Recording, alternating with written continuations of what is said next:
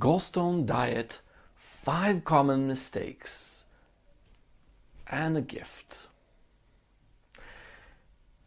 Who am I to claim that I know better? Well, I am a naturopath that has been working for the past 30 years with a lot of gallstone warriors, people with gallstones. And I'm talking not about 1 or 2 or 10 or 20, I'm talking about thousands of gallstone patients that have been under our supervision here and treated, and well, I've seen it a lot. And what I would want to share with you today will be things that could prevent pain, things that could prevent the stones growing bigger, and a little wider perspective about the diet relating to gallstones before and after the flush.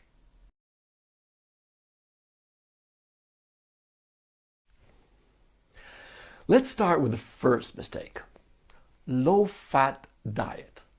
Now, don't get me wrong. I'm not encouraging people with gallstones to eat a ton of fat. That will definitely be a bad idea.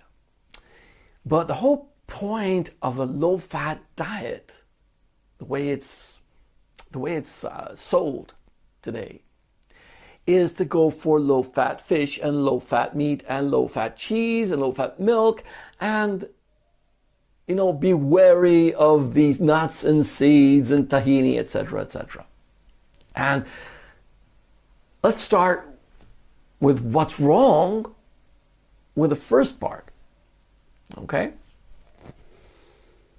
Every time the gallbladder and liver receive intel that there is something from animal produce on its way down, and the body knows, it doesn't matter if it's low fat or high fat.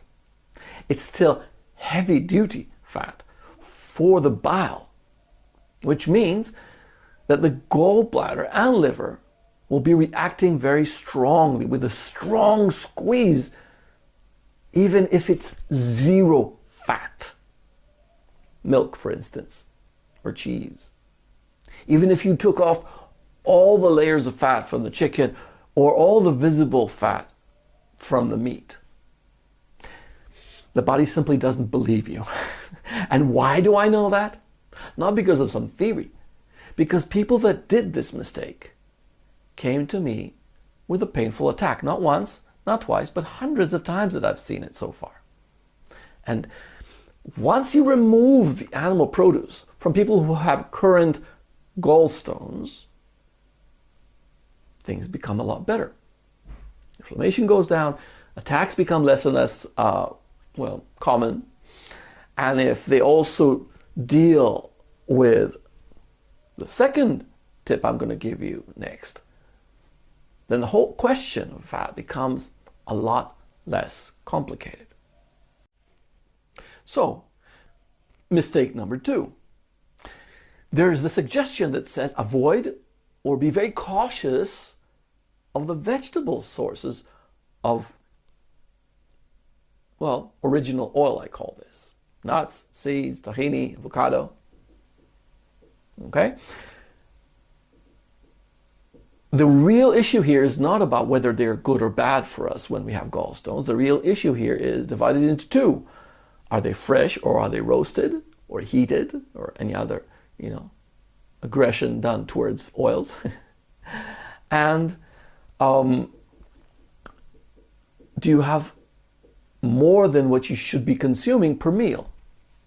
In other words, if you take an average person, I'm not talking about somebody very obese, and I'm not talking about a tiny petite person who is like half the weight of a common adult. If you take a common adult and you give him the equivalent of 1 tablespoon of oil per meal, all the meal, let's say 2 tablespoons of nuts, or 2 tablespoons of tahini before it's diluted, but diluted well, or 5 tablespoons of avocado, and yeah, that's the way to eat avocado, with measuring tablespoons rather than just half an avocado, quarter of an avocado, when they come in very, very different sizes. If you only consume what you need, and at a reasonable level, and you don't heat it, then the squeeze in the gallbladder from vegetable source oils of these kinds is very, very gentle. Now, it's not that I'm saying you shouldn't have good olive oil, cold pressed and quality, high quality. But when you eat olive oil, even just the same tablespoon, it reaches the gallbladder or liver faster. It's still safe, but nuts, seeds, avocado, and tahini are safer because the body has to digest them first before allowing them to flow into the intestines where the gallbladder and liver need to deal with them. So, by using those oils in their natural form and counted to the correct amount and no more, usually preferably one kind of fat per meal, that way it's less confusing, you're giving your gallbladder and liver a chance to be much more gentle in their squeeze, which means the likelihood of spilling a stone into the ducts or overly squeezing on the stones causing gallbladder inflammation goes down drastically. And I'm not saying this theoretically. I've had patients forget to have gallstones and disappear for years at a time because they simply stopped suffering. And all I did was give them these kind of instructions. This is not complicated, and it's a very proven system by now. Okay, so that's the second common mistake. The third mistake I see in a lot of videos nowadays is the excited suggestion to consume plenty of beets and artichokes. And there's a few other foods that are also in that same family, but they actually shouldn't be in the same family for one simple reason. Why is that a problem? I mean, it's wonderful foods, beets and artichokes, and tasty too. The thing is, both beets and artichokes have one thing very, very interesting in common. They cause the liver and gallbladder to squeeze heartily, which is good once you're done with the stones, once you flush them out. But before you flush them out, eating beets and artichokes has a tendency to create the same kind of effect that a lot of oil can create, which of course is something we do not want while there are gallstones in the system. A strong squeeze raises the likelihood of a painful attack. So I'm not saying don't eat artichokes or beets. I'm just saying eat them in moderation. A couple of cubes of beets in a meal will be fine. A heart or two of an artichoke or a couple of leaves, though for those who like eat them, should be okay.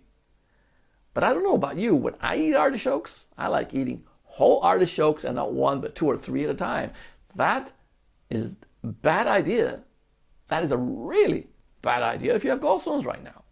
It's a wonderful idea later. We'll talk about that. But for now, unfortunately, these two vegetables should be considered mildly dangerous if you have gallstones, which can prevent a lot of pain. Again, experience proves this. This is not some philosophy. This is not some theory.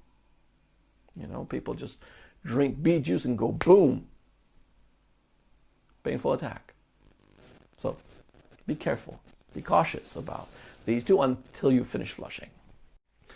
The next mistake I see far too often, and I'm raising an alarm here for a good reason, is a very commonly suggested idea that we should consume, when we have gallstones, we should consume a lot of dandelion and milk thistle and other, herbs that are good at squeezing the liver and gallbladder. Again, same basic mistake, just like in the artichokes, just like in eating too much fats from, vegetable sources or just by consuming animal fat. All these lead to stronger squeezing of the liver and gallbladder and raise the likelihood of a painful attack. So please do not use herbs that are considered good for gallstones until you've actually finished with the current gallstones, and then you can use them as prevention. Okay? Be wise.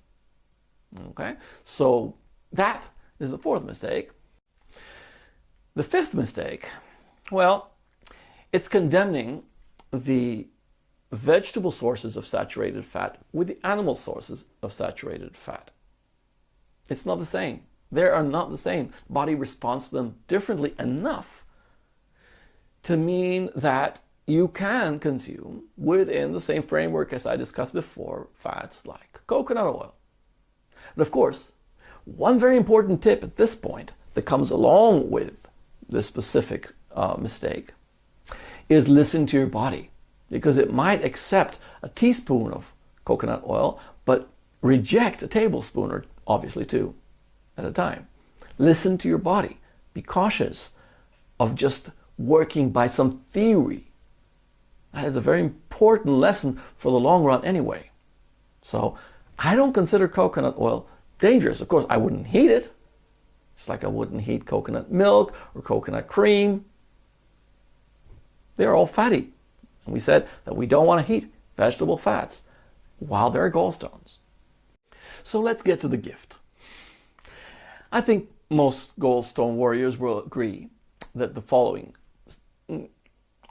suggestion long-term meets them with a wonderful, warm, fuzzy feeling inside. Once you finish flushing your gallstones, something miraculous happens. You do not have to be so cautious about squeezing the liver and gallbladder. Now, it's important to make it very clear. I'm not talking about getting one run of a flush, and then considering it done. That is a basic mistake.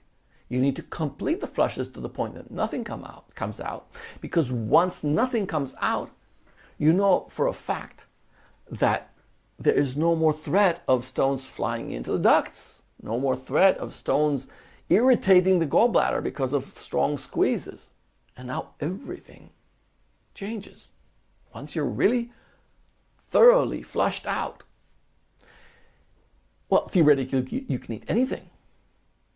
Eventually, you'll build new stones if you do that. It's wiser to eat, more intelligently. And that should be a whole different video. But just think about it.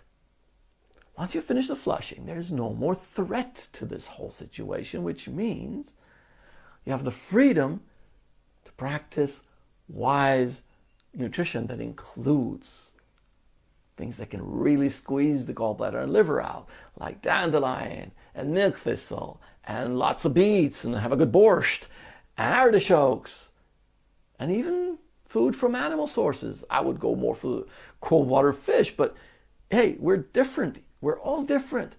So long term, we all need a different diet to a certain degree every phase in our life, actually.